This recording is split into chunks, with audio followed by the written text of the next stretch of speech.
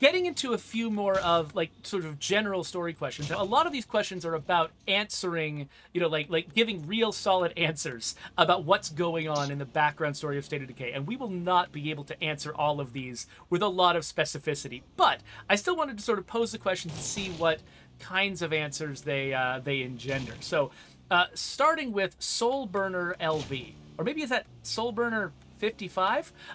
They wanted to know where was ground zero of the outbreak? And related to that, Deadhead Draven wanted to know, has the rest of the world been hit by the outbreak, or is it just America?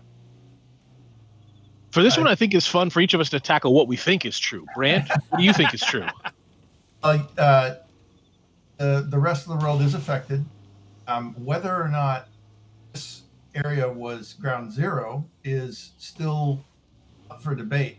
But some of the evidence does show that even if it wasn't ground zero, it was part of the very earliest parts of the outbreak. Andy? Yeah, there's some areas of lore that can be a little hard to find that shed a little more light on these questions. There were some journal entries in the Lifeline expansion of State of Decay 1 that suggested a more worldwide approach. Had some reports of some other cities getting hit by this. That's pretty corner case. You can be excused for not having found those.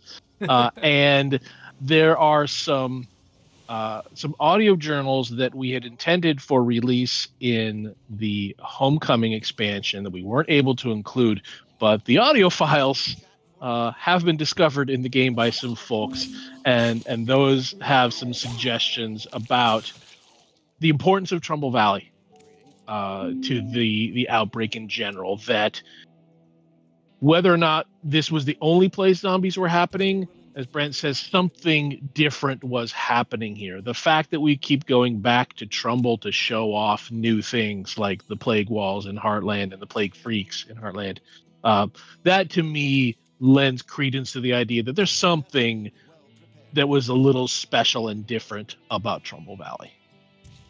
Yeah, that's... Go ahead. I was going to say, there is a question about the biohazard crate in the plane crash from the old days, and one, that was a red herring because we love to put red herrings in the game, and two, primarily that was an Easter egg to one of our oldest OG forum members, Dantron. So it was nice to have that in there to start some discussions about, well, what is that about? If you look very closely, you'll find 2 empty pie tins in there as well. So there's you can probably rest easy in knowing that probably wasn't the source vector. Yeah, though if there was if there was a pie outbreak, though, that probably was where it came from. Yep. Yeah, my thought about this has been basically the thing that makes our zombie apocalypse scary is the fact that there's no escape from it. And so I really prefer interpretations of our lore that mean that basically it happened everywhere at once, and that's what makes it so inescapable. That's what makes it so impossible. Our characters, they become zombies even if they're killed by normal means. And so this is something that is just true all over the world. It didn't necessarily just spread slowly, or at least visibly it didn't spread slowly like an infection. It just started happening. But I agree that Trumbull Valley, like the evolution of the plague, how it has changed over time.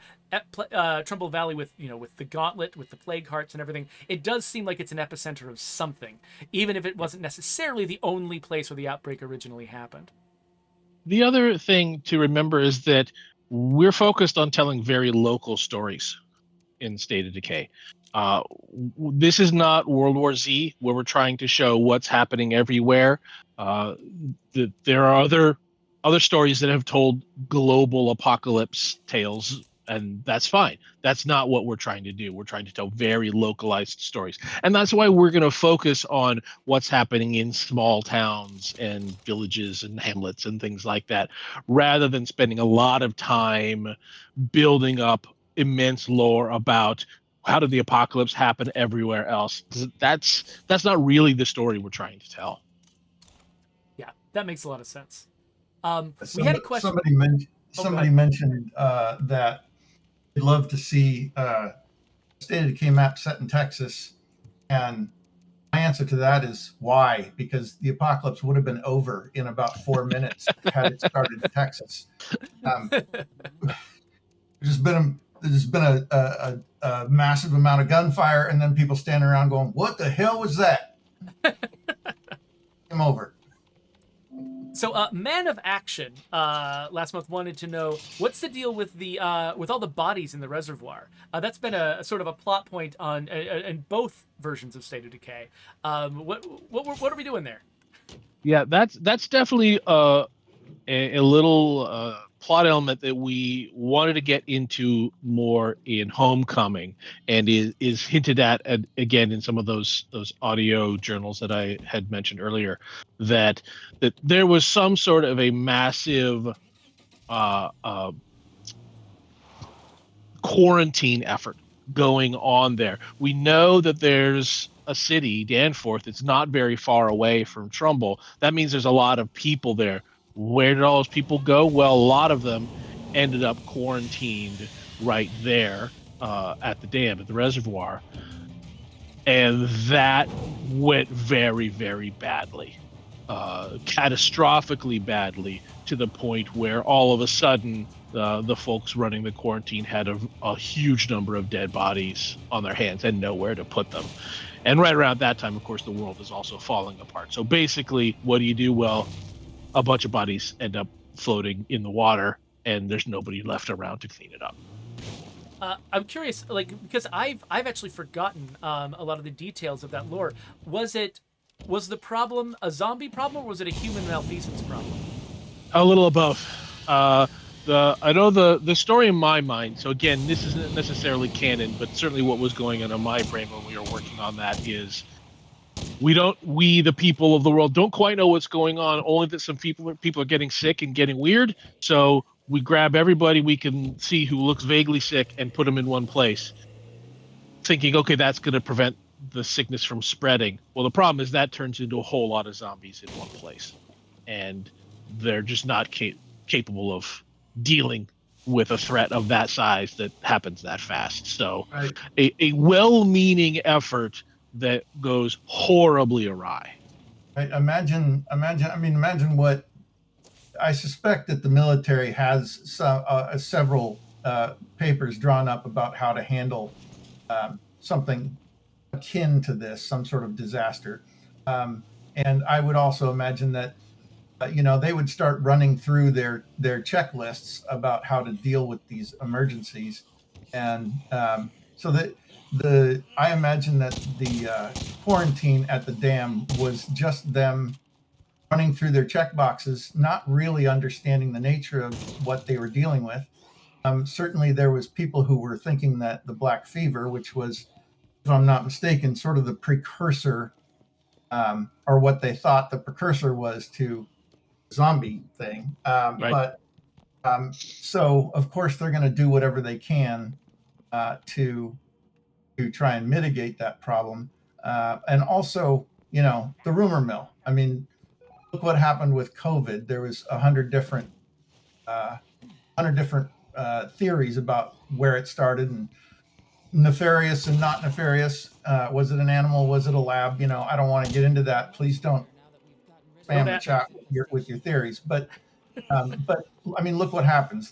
Just sort of the explosion of information, whether or not that information is correct, doesn't really matter when disaster happens. It's falls into someone's narrative. I also think that this story helps explain a little bit the seemingly extreme behavior of the military folks we meet in State of Decay 1. They've walled off the valley and are trying to write off everyone who's inside there. Well, why do you do that? Well, it's because your better plans have failed horrifically, and you're desperately trying to keep a bad situation from getting really, really worse. Right. So I like to think that so retroactively helps explain that kind of behavior. That makes a lot of sense. So Jen wants to know, how can the cure be so easy to make, yet we can't fully reverse the infection? Because story. Well, I mean, there are Yeah. definitely. Sorry, I would say there are definitely real world diseases that you can prevent, but that you can't cure. Like that is a thing. Yeah. Ultimately, and we've said this in other places as well. Our story's not about solving the zombie apocalypse because that's a big giant story, and it ends any future stories. Our stories are about withstanding, enduring, surviving, rebuilding. So fixing blood plague on an individual basis, that fits with the themes they're trying to tell. Making it no longer a threat at all, well, that sort of ends our story. And if all you want to do is a 90-minute movie, that's fine. That's great. But we're trying to tell a story over longer time period than that. So no big fix for zombies or blood plague coming anytime soon. So Peroxicus is a huge fan of Marcus, and he's actually wondering, are there any Easter eggs about Marcus? Anything that would sort of hint at his fate? Because we mention him, we mentioned the group that he was a part of in very vague terms in State of Decay 2. We don't give a lot of solid answers. He's wondering, is there something he missed? Are there solid answers about what happened to Marcus? Andy, this is all you, man. My feeling is that Marcus is alive if he's alive in your world. And if he didn't make it, then he didn't make it. That's kind of the feeling I have about most of the key characters from the original State of Decay. My emotional opinion is that Marcus, Maya, and Ed should all be alive in everyone's game. But that may not be the case. But I hope someday that we can get some answers, whether we meet them again or find out definitively what may have happened to them. That's one of the problems we have with having killable characters is that everybody's experience may be a little bit different about the combinations of characters that lived the first set of games. But in Lifeline, I threw a lot of Easter eggs, especially about Marcus. And then there's actually a couple here in State of Decay 2 as well that showed up specifically in, I think, when Trumbull became available. There may be some more pictures in various places that at least indicate that their contribution to the State of Decay world was significant. Yeah, I think actually earlier on in the stream, I actually highlighted one of the pictures of Marcus. There's a bulletin board in the church that's got pictures of, I think, Marcus and Maya on it. I think that's a great note, Brant, because for me, the State of Decay franchise is less about who lives or dies, but what do you do with your time in this world? What contributions can you make? And for some folks like Lily, that she has continued to make contributions. She's continuing to survive. But other folks get an end to their story. And we just have to console ourselves that they made a difference while they were around. And sometimes that's just the way the world works. So, Peroxicus also wants to know about the background of Shaggy Jack. He says he's aware that he's like a company mascot, but he wants to know, he says that people have purported to actually see him around. Is he basically State of Decay's Bigfoot? I like to think of him as the Bigfoot of the Providence Ridge area specifically. There's a lot of great local lore, particularly in the U.S. that I'm familiar with, about monsters that live in particular areas. Like everybody knows Bigfoot and Sasquatch, but there's also lake monsters and swamp monsters seemingly in every state and region of the country. We just seem to be infatuated with that concept. So when I think it was Chris Vanderleest and I were talking about what are some elements we can create to make Providence Ridge feel unique, one of the ones we thought about is, what if what if there's a famous local creature that has been co-opted by local businesses and used to sell things like coffee and festivals and things like that? So Shaggy Jack was born. As with all great idea, it was one of those collaborative things that I don't think anybody could really point to. That's the person that made it. But it's it's one of the things that makes Providence Ridge feel like, yeah, I've been to a town like that. Shaggy Jack is the Jersey Devil of Providence Ridge, but I mean it's a very Northwest thing too. You drive around anywhere, you go to a place that's selling merch. There's a really good chance that at least one of their hats or T-shirts has like a silhouette of a Sasquatch on it. Yeah, Yep. absolutely. And I love that he's kind of this. He's a nice nod to both Bigfoot and Paul Bunyan. Because Paul Bunyan, he was a legendary figure, and it's funny. I learned about him like, oh, he's a great legend. Like he's up there with all these other great legends when he was a company mascot. But they created a legend to have it be a company mascot, and like Shaggy Jack is like right on that line between like legit like crypto creature Bigfoot and corporate mascot Paul Bunyan. It's great. That's America for you. There's nothing more Americana than weird creatures being used as corporate mascots. It was, if you leave my hometown, which is the capital of the state of Washington, and you head towards northwest, towards the peninsula, the north, sort of the northwest corner of the contiguous United States, drive through a place called Shelton, and Shelton had both a giant metal sculpture of Paul Bunyan and his bull, and it had one of those little side of the road dinosaur parks. So it's sort of the perfect example of sort of what we were going at with the feeling of all these things. So La Coalition wanted to know, what is up with Daybreak? It's supposed to happen after Operation Drawbridge, yet in Heartland, Chavez says he was on Operation Daybreak, and Heartland is before the main game. So has Daybreak been, for more than a year in operation? I'm gonna question the assumption that Heartland takes place before the events of State of Decay 2.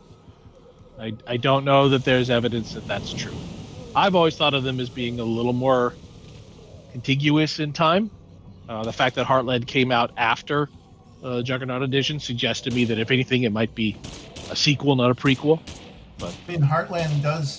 The only thing Heartland we know for sure is it happens just before the events of Trumbull Valley, right? Right, of Homecoming, yeah. Definitely happens after State of Decay 1 and before Homecoming, but it's a little vague as to. But yeah, I definitely feel like it's after the main game by a little bit. Blood Plague has advanced in its severity compared to the original State of Decay 2 release. So, but you're absolutely right that by making the connection that Chavez is this link to Daybreak. That was a very intentional Easter egg that we put in for folks, because Daybreak is not a very story heavy mode for the game, right? It's very arcadey, play this over and over again. But I still wanted to tie it back into the overall lore of the game. The idea that, yeah, there were these Daybreak operations going on all over the place. And hey, look at that. Not only do we have a soldier who fought in one of them, but we also have some of those Clio towers that you saw in Daybreak scattered around Trumbull. You find one at the end of Heartland, and you interact with another one during Homecoming. So like it's all tied together, man. And even the Red Talon base is a base made up of the Daybreak, the wall pieces, and it was essentially a Daybreak base that then left. Yeah. Right. When you hear Sasquatch talking to you from the helicopter, that helicopter came from someplace like that base that Brant built for Trumbull Valley in the Homecoming expansion. So, And I do like, Coalition's suggestion that Daybreak operations have been going on for a really long time. I think that's probably a likely part of the explanation. Because, I mean, I think, we could consider that, all the different times that you have played Daybreak, those are all canon. They all happened. They're just different soldiers going and doing different things in different places. And I mean, and on a very practical side, you're also exposing sort of some of the pitfalls that Andy and crew had to deal with, and creating a story for things like Homecoming. Is we've got this game that was developed over a number of years that at every point in development there was no intention, like we had no idea whether or not we were going to get to continue. And so often those story links are we don't have the resources to spend on thinking about what's going to happen in the next 10 years in this, because we don't know if there's going to be an Undead Labs to finish working on whatever that is. So at the time, yeah. So I think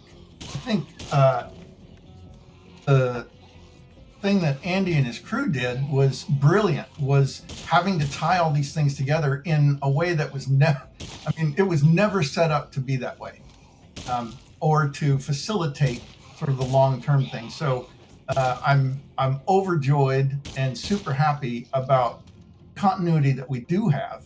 That was actually a giant effort that Andy and your team undertook to try and tie all those disparate threads together. And I applaud you to this day, man. I mean, Hey, thanks. It's pretty amazing. I mean, considering we thought we were going to pack up the office after one, right? So nobody really cared about what was going to happen after that. And then all of a sudden we're like, oh shit, Andy, you got a job to do, man. Yeah, it turns out that running decades of Dungeons and Dragons campaigns has helped me a little bit for stitching together otherwise disparate stories. Go ahead. I'll be one to say that Andy puts together a good Dungeons and Dragons campaign too. Just today, while watching this, Ranethcourt added another question, which is, in the tutorial, the camp doctor said they've just figured out how to make a cure, but when you're out in the wild, everyone knows how to make the cure. What gives? It's a good question. I was actually working on a document talking over that topic just this morning. I like to think that this is an example of parallel scientific development going on in multiple places, right? Which is another thing that we know very much to be true.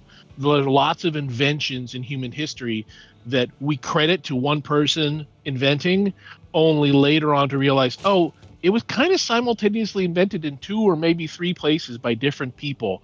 And then, one person becomes more famous for timing or media or what have you. So for the cure, I have to imagine lots of scientists were working on this, right? We saw on Lifeline how important gathering up doctors and scientists was to the military. You put those folks in enough different places, give them enough resources, they're going to solve it in multiple places. So my reason for that is, yes, the doctor at Camp Osprey was just coming across this, but there are many other places doing similar research at the same time. And since communication is so bad by the time State of Decay 2 comes out, it's pretty easy to believe that it literally came up here and here and here and here more or less simultaneously.